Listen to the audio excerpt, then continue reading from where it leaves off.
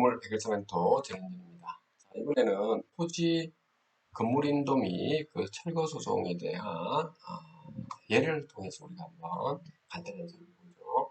토지 소유자를 A라고 건물 소유자를 B라고 건물에 대한 점유자를 C라고 했을 때 토지 소유자 A는 B를 소유자를 상대로 해가지고는 처분을 하지 마라 해가지고 처분금지 가처분을 하는 거죠. 그리고 토지를 인도해 달라라고 하는 인도 소송, 그리고 건물 철거 소송 이 세 가지를 한꺼번에 하는 겁니다. 자, 처분금지 가처분을 하는 이유는 결정을 받지 않았다면이죠. 제3자에게 건물을 처분했다면 만약에 이 처분금지 가처분 하지 않아가지고 제3자의 건물을 갖다가 처분했던 경우가 있겠죠. 그렇다면 제3자인 건물 양수인을 상대로 해가지고 소송 인수 참가 신청을 반드시 해야 되는 거죠. 그 다음에 건물 점유자인 C를 상대로 해가지고는 점유 이전 금지 가처분 그리고 건물 퇴거 소송 두 가지 해야 된다는 거죠. 점유 이전 금지 가처분 같은 결정을 받지 않았다면 제3자가 만약에 점유했다면 소송 인수 참가 신청을 반드시 또 별도로 해야 된다는 겁니다. 건물 퇴거 소송은 전입신고 대항력과는 조금 무관한 거죠. 이거는 그렇게 하시면 되는 거고요. 건물 소유자 B 입장에서는 지금 대항방법입니다. 자, 법정 지상권을 보유하고 있는지 이거를 먼저 따져보십시오. 그 다음에 두 번째 관습법상의 법정 지상권을 보유하고 있는지 이제 이런 것도 한번 살펴보셔야 되고요. 건물 소유자가 대항력이 있는 토지 임차권을 가지고 있는지 이것도 한번 살펴보셔야 되고요. 건물 소유자가 토지에 관한 점유 취득 소유를 이걸 가지고 있는지도 한번 살펴보셔야 되고요. 건물 소유자가 토지에 대한 유치권이 있는지 없는지. 자, 요렇게 크게 5가지를 한번 살펴보셔야 되는데, 법정지상권을 보유하고 있는지입니다. 법정지상권은 이미 경매 절차에서 지금 일반적으로 발생하는 거죠. 그래서 이미 경매 절차는 저당권 실행에 따른 그 경매 절차가 되는 거죠. 그래서 토지와 건물이 동일인 소유한 상태에서 있죠.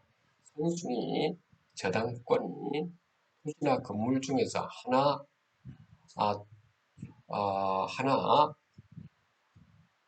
또는 모두에 설정되었다가 있죠. 토지와 건물의 소유자가 달라진 경우에는 건물 소유자는 법정 지상권을 일반적으로 지각하게 되는 거죠. 그래서 요건으로는 최선순위 저당권 설정 당시를 기준으로 토지 소유자와 건물 소유자가 동일한지 살펴봐야 되고요. 최선순위 저당권 설정 당시를 기준으로 토지와 건물 중에서 어느 한 곳 또는 모두의 최선순위 저당권이 설정되었는지도 봐야 되고, 일단 최선순위 저당권이 말소되지가 않은 상태에서 이미 경매 절차가 진행되어가 토지 소유자와 건물 소유자가 달라졌는지 이런 것을 잘 살펴보면 된다는 겁니다. 간섭법상 법정 지지가 보유 여부인데 요건은 뭐냐면 토지 소유자하고 건물 소유주가 동일한 상태에서 있죠. 강제 경매 절차, 공매 절차, 매매, 정려 등을 원인으로 토지 소유자와 건물 소유자가 달라진 경우죠. 예를 들어서 A 건물 A 건물과 B 토지가 그다음 모두 갑의 소유였습니다. 그런데 을이 A 건물에 대해서 최선순위 저당권자였습니다. 그래서 임의경매 절차를 통해 가지고 병이 A 건물의 새로운 소유자가 되었다면 A 건물은 당연히 병이 되는 거고 B 토지는 갑이 되는 형태죠.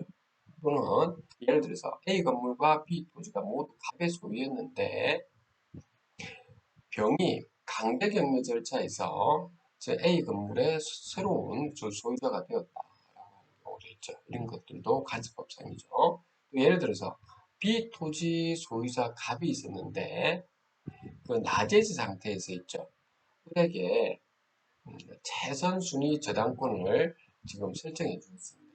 그 이후에 갑이 A 건물을 신축하였다고 합시다.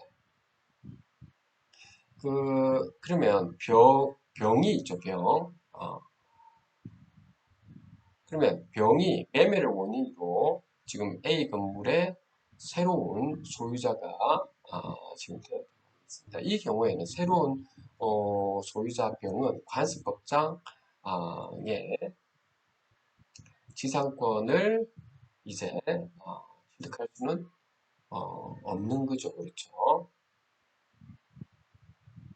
그 이후에 했기 때문에 그 이후에 갑이 A 건물을 신축한 경우죠. 그래서 이걸 취득할 수가 없다라고 하는 거 이런 것들 좀 알아주시면 좋겠습니다. 그 다음에 건물 소유자가 그 대항력이 있는 토지 임차권을 가지고 있는 경우죠. 이거는 건물 소유자가 그 토지를 토지 임차권 등기를 마친 경우죠.